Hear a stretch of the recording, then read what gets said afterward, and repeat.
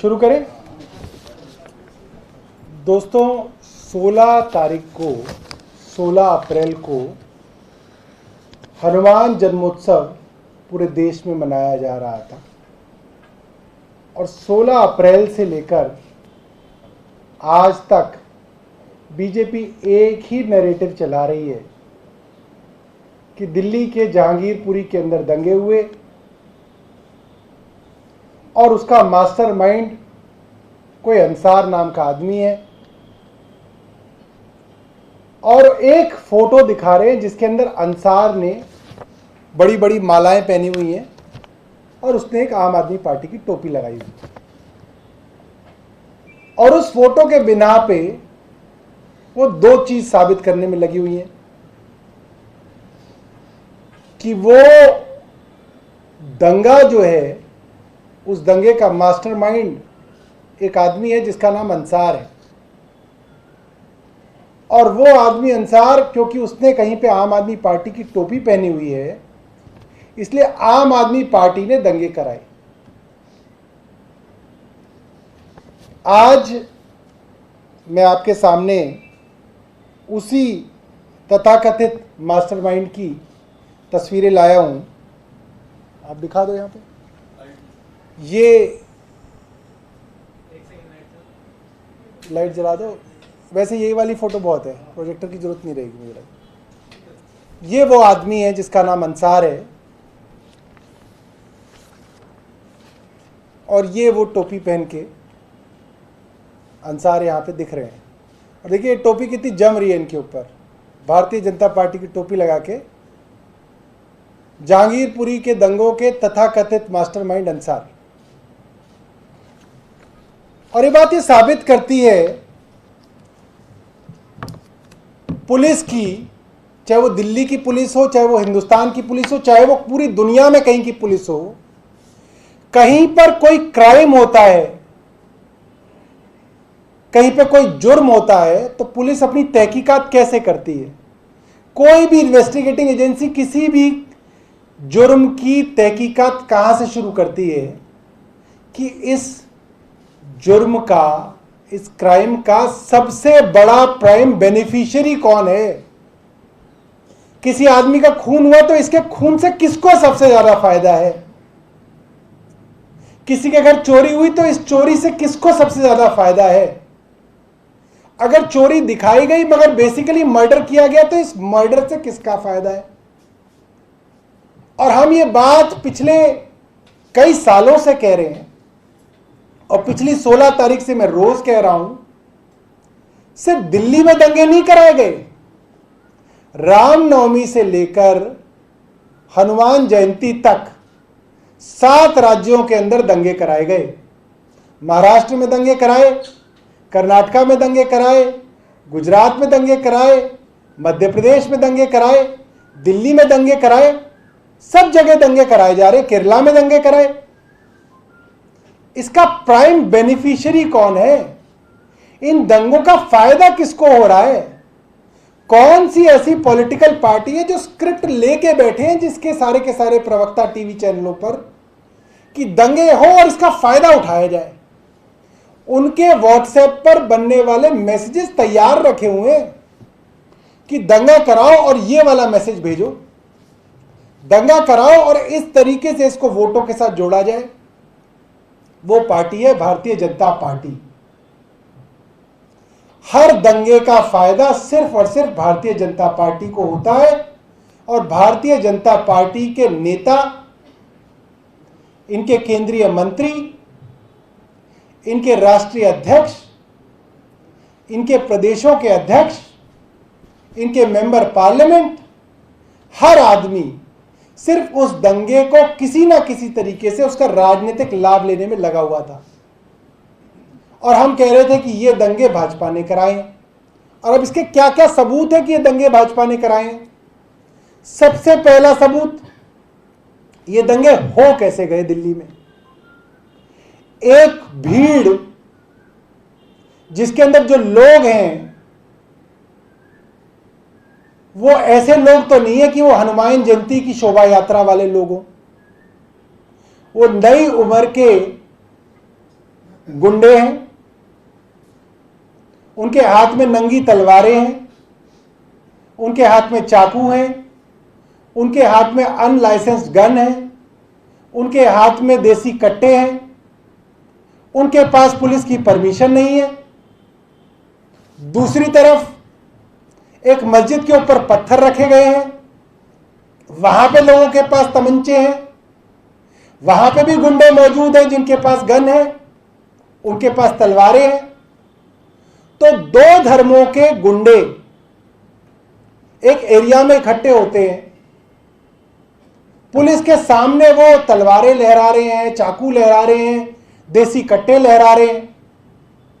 Police ने उनके ऊपर मुकदमा तब दर्ज क्यों नहीं किया? आप निकाल के चले जाओ, आप तो पत्रकार हो, आप एक बार बंदूक निकाल के, देसी कट्टा निकाल के घूमो जरा, आपको तुरंत पुलिस वाला पकड़ेगा। आर्म्स एक्ट के अंदर उम्र कैद होगी। नॉन बेलेबल ऑफेंस है, कॉग्निजेबल ऑफेंस है, क्रिमिनल कॉन्स्पिरेसी का ऑफेंस लगता है, कॉमन इंटेंशन का ऑफेंस लगता है, अटेम्प्ट टू मर्डर का ऑफेंस लगता है।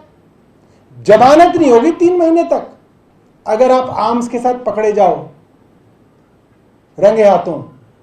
ये कोई भी वकील बता देगा, कोई भी साधारण पुलिस वाला बता देगा। नंगी तलवारें, देसी कट्टे, बंदूकें लेके पब्लिक जा रही है और पुलिस देख रही है। पुलिस ने उन्हें अरेस्ट क्यों नहीं किया? ना हिंदुओं के गुंडों को अरेस्ट किया, ना मुसलमानों के गुंडों को अरेस्ट किया। पत्थर इकट्ठे हो रहे हैं मस्जिद के छत पे, क्यों नहीं अरेस्ट किया किसी को? क्योंकि स्क्रिप्ट में लिखा था। यहीं से 1 किलोमीटर दूर जो भाजपा का मुख्यालय है, उसकी जो पटकथा लिखी गई, वहां पे जो स्क्रिप्ट लिखी गई, उसके अंदर स्क्रिप्ट में पुलिस के एसएचओ का रोल जो है निर्धारित है, पुलिस के डीसीपी का रोल निर्धारित है, और वो जो बेचारे गरीब सिपाही हैं उनको बलि का बकरा बनाया जाता है उसके अंदर, उनका रोल भी निर्धारित है। उनको ये नहीं बताया गया था कि तुम्हारे को इसके अंदर हमला भी होगा। तो पुलिस का रोल निर्धारित था कि आपको देखना है दूर से, आपको रोकना कुछ नहीं है, दंगे होने देने हैं। और दंगे होने के बाद आपको यह बताना है कि मास्टरमाइंड ये अंसार है और सेकंड माइंड ये है, ये आम आदमी पार्टी का है, ये फलाना पार्टी का है, बीजेपी का इसमें कोई लेना देना नहीं है। ये स्क्रिप्ट लिखी गई थी। और आज जैसे हर बार बीजेपी की घटिया स्क्रिप्ट एक्सपोज होती है, इन तस्वीरों के साथ भारतीय जनता पार्टी का गंदा और घिनौना चेहरा आज पूरे देश के सामने एक्सपोज हो गया। मुझे लगता है कि अगर किसी आदमी में थोड़ी सी भी गैरत होगी तो वो राजनीति छोड़ देगा, क्योंकि ये बात मैं आपको और टीवी चैनल्स पे कह चुका हूं कि जो हिंसक भीड़ होती है, ये जो वायलेंट मॉब होती है, ये पागल होते हैं। इनकी बंदूक की गोली पर किसका नाम लिखा है किसी को नहीं पता, ना भारतीय जनता पार्टी को पता, ना दिल्ली के पुलिस कमिश्नर को पता। वहां पे रास्ते से आपका बच्चा भी गुजर सकता है, मेरी बहन भी उस रास्ते से गुजर सकती है। उस गोली पे किसका नाम लिखा है किसी को नहीं मालूम। और जिस तरीके से इस तरीके की हिंसक भीड़, वायलेंट मॉब को संरक्षण भारतीय जनता पार्टी दे रही है, और जिस तरीके से मौत का नंगा नाच भारतीय जनता पार्टी स्क्रिप्ट कर रही है, देश के हालात इतने खराब हो जाएंगे, किसी को यह नहीं पता चलेगा कि उसका जवान बच्चा बाहर गया है, वो वापस लौटेगा या नहीं लौटेगा। इस मॉबोक्रेसी और इस हिंसक भीड़ का तांडव भारतीय जनता पार्टी ने 7 राज्यों में कराया, सिर्फ इसलिए कि कुछ वोट मिल जाए, कोई चुनाव जीत जाए। मुझे लगता है बहुत शर्म की बात है, हम सब राजनीतिज्ञों के लिए बहुत शर्म की बात है कि आज राजनीति यहां आके खड़ी हो गई है कि हम इस तरीके की गुंडागर्दी का संरक्षण करते हैं, गुंडों को संरक्षण देते हैं, पुलिस को कहा जाता है कि कार्रवाई नहीं की जाए, और बाद में स्क्रिप्ट के अनुसार कार्रवाई की जाती है। तो अगर आपका कोई सवाल है तो आपको सवाल पूछ सकते हैं। गौरव, बीजेपी बीजेपी आरोप लगा रही कि उसे शक है कि इसमें रोहिंग्या हो सकते हैं शामिल, और रोहिंग्या को बसाने का आप लोगों ने वो किया है प्रावधान। देखिए, दूसरे रूप में आप पर आरोप लगा रहे हैं कि बीजेपी के लोग इतने मूर्ख हैं कि उनको ये भी नहीं मालूम कि अगर रोहिंग्या देश के अंदर घुस रहे हैं तो बॉर्डर सिक्योरिटी फोर्स बीजेपी की सरकार के अंदर आती है। अगर बाहर के इन्फिल्ट्रेटर्स देश में घुस रहे हैं तो बीजेपी की सरकार 8 साल से क्या कर रही है? 8 साल से उन्हें रिजाइन देना चाहिए इसी बात पे, उनको इसी बात पे इस्तीफा देना चाहिए कि 8 साल से वो कोई काम नहीं कर पा रहे हैं। भाजपा की प्रत्याशी संगीता बजाज के चुनाव के अंदर इस आदमी ने घर घर जाकर वोट मांगे भारतीय जनता पार्टी की टोपी पहन के। और मैं ये बात कई दिनों से कह रहा हूं, दिल्ली के अंदर, और दिल्ली में क्या पूरे देश में इतनी गरीबी है, 5-5 हजार रुपए के लिए लोग किसी का कत्ल करने के लिए तैयार हैं, 5-5 हजार रुपए के लिए। तो ये तो कुछ भी नहीं है कि आप 5 हजार रुपए दो किसी को, वो किसी भी टोपी पहन के कुछ भी करने के लिए तैयार है। तो अगर हम लोग ये देखकर ये तय करने लगेंगे कि कौन किस दंगे का मास्टरमाइंड और कौन सी पार्टी किस दंगे के पीछे है, तो ये तो बड़ा अजीब हो जाएगा इस देश के अंदर। संगीता बजाज भारतीय जनता पार्टी की इनकी लोकल प्रत्याशी होंगी, इनकी मुझे लग रहा है एमएलए की प्रत्याशी। कहां से? एक बार गूगल करके देख लो संगीता। अरे सब हार गए, इनका नाम नहीं पता मैं कहाँ से हारे हैं, यहीं से हारे होंगे कहीं से आसपास से। हाँ राइट। सौरभ, एक वीडियो आया है सीसीटीवी, उसमें 15 तारीख की रात को करीबन 2:11 पे कुछ लोग डंडे जमा कर रहे हैं, ये दिख रहा है। मतलब कोई तैयारी के साथ ये पूरा प्रकरण अगले दिन हुआ है, इस पर आपका क्या कहना है? अब देखिए, मैं तो उन लोगों का धर्म जाने बिना कि वो हिंदू लोग धर्म डंडे इकट्ठे कर रहे थे, मुसलमान लोग डंडे इकट्ठे कर रहे थे, मैं ये कह रहा हूं कि इसकी तैयारी की जा रही थी। और जब मस्जिद के ऊपर पत्थर रखे हुए हैं और एक पूरी की पूरी भीड़ हथियारों से लैस नारे लगाते हुए आगे बढ़ रही है, तो इसका मतलब तो दंगा होना तय था। बट पुलिस इसका इंतजार कर रही थी कि दंगा होने के बाद जो है हम अपनी कार्रवाई शुरू करेंगे।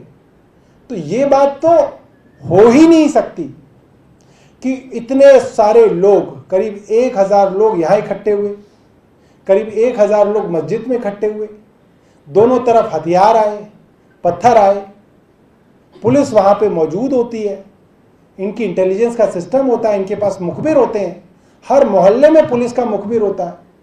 ये हो नहीं सकता, ये संभव ही नहीं है कि पुलिस को ना पता हो कि ये सारी तैयारियां चल रही हैं। और पुलिस की आंखों के सामने जब हथियार जा रहे हैं, फिर तो सामने आ ही गया कि पुलिस इसके अंदर मिली भगत में थी, पुलिस इसके अंदर कनाइवेंस में थी, पुलिस इनके साथ थी, पुलिस चाहती थी कि ये हो, और भारतीय जनता पार्टी की स्क्रिप्ट आगे बढ़े। सौरभ भाई, जो ये फोटोग्राफ है, अगर आप बताना चाहें तो इसका सोर्स क्या है? क्योंकि सोशल मीडिया पे काफी सारी फोटोज ऐसी चल रही है। ये काफ़ी है नहीं कि ये किसी ना किसी के फेसबुक वगैरह से आई होंगी, हमें भी सोशल मीडिया से ही मिली है। सोशल मीडिया पे काफी सारा सोशल मीडिया पर इसका एक फेसबुक आईडी भी मिला है जिसमें ये राज मोहतरा के नाम से अपनी आईडी चला रहा था। मतलब उसमें भी कई सारी फोटोज रिवील हुई हैं, तो कई अलग अलग तरीके की चीजें निकल कर आ रही हैं। देखो, इस तरीके के जो कैरेक्टर होते हैं वो डाइसी कैरेक्टर्स रहते हैं, ठीक है। ये अब हमारे लिए बड़ी दिक्कत की बात यह है कि हम दिल्ली पुलिस पे भी क्या कहें कि वो इन्वेस्टिगेशन करें, क्योंकि जिस तरीके से बायस्ड इन्वेस्टिगेशन दिल्ली पुलिस करती आ रही है, खास तौर पे भाजपा के राज में, तो उनसे भी हमें कोई उम्मीद नहीं है कि हम, वरना अगर ये कोई साधारण समय होता तो मैं कहता दिल्ली पुलिस जो है वो इसमें इन्वेस्टिगेट करके बताएगी कि आदमी कौन है क्या है, मगर यहाँ तो पूरा बायस है ना, तो यहाँ पे वो मौका भी हमारे पास नहीं है। आप पत्रकारों से थोड़ी उम्मीद है, आप लोगों के अंदर एक समय पे इन्वेस्टिगेटिव जर्नलिज्म का बड़ा जो है नाम था, उसकी बड़ी शोहरत थी, तो आप भी थोड़ा करिए, क्योंकि आपसे ज़्यादा उम्मीद है हमें पुलिस से, ज़्यादा आप लोगों से उम्मीद है। Thank you.